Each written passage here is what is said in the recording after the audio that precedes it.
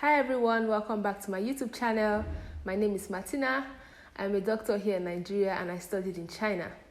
So I made a post on Instagram talking about how I'm about to start working here in Nigeria and I require a CV.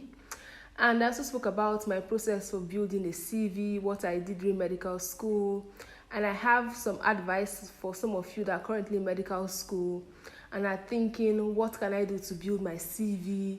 What are the activities I can do? What should I add? What is important for me to know? And although in some of my videos I have spoken about this before, but I feel like I need to make a dedicated video on some things that you can do to build your CV as a medical student. So if you're interested in that, then please keep on watching. Please, if there's any background noise in this video, please just pardon it. I have to just film this video and get it out, okay? Thank you very much.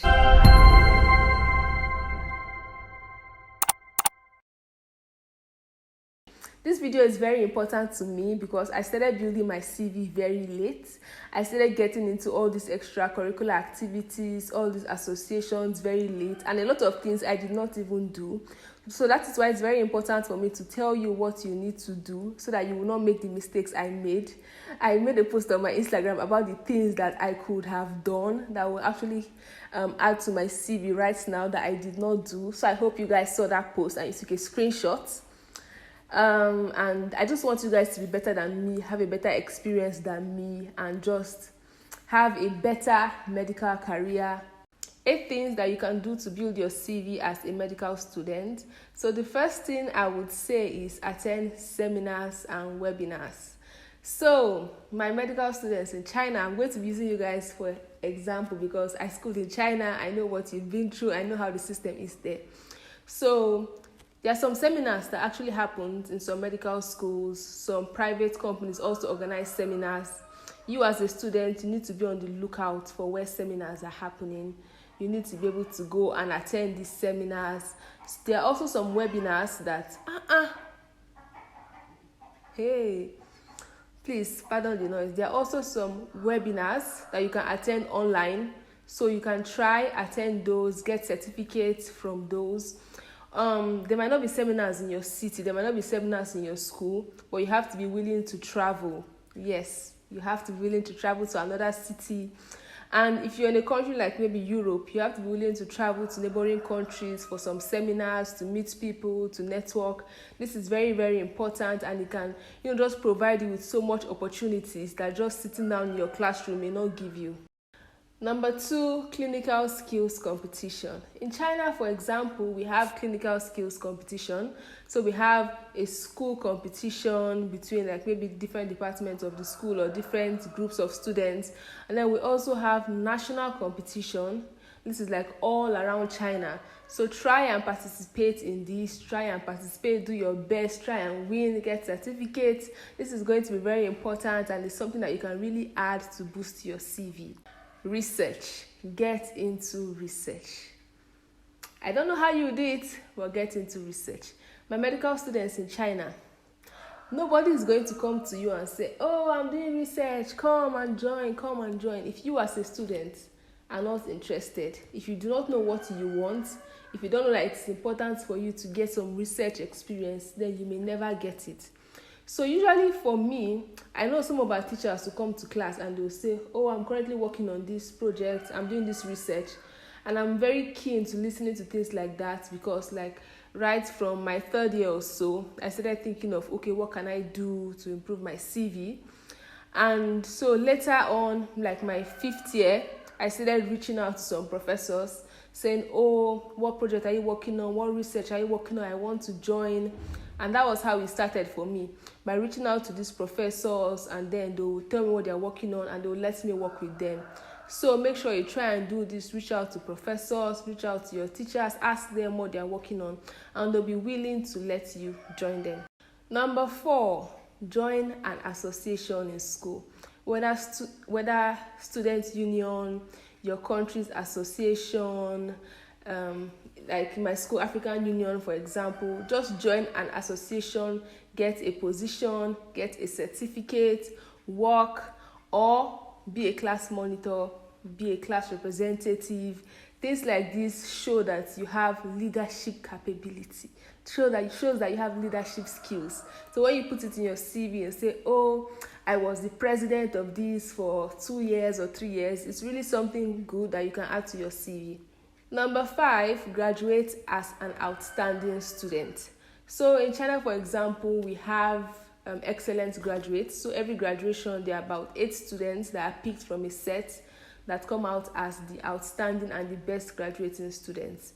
So try your best to graduate as one of the outstanding students, and this is something that you work on throughout the years by having good academics, good results, by participating in extracurricular activities of school competitions, sports, dancing, all those random extracurricular activities, and having good grades can help you get outstanding graduates.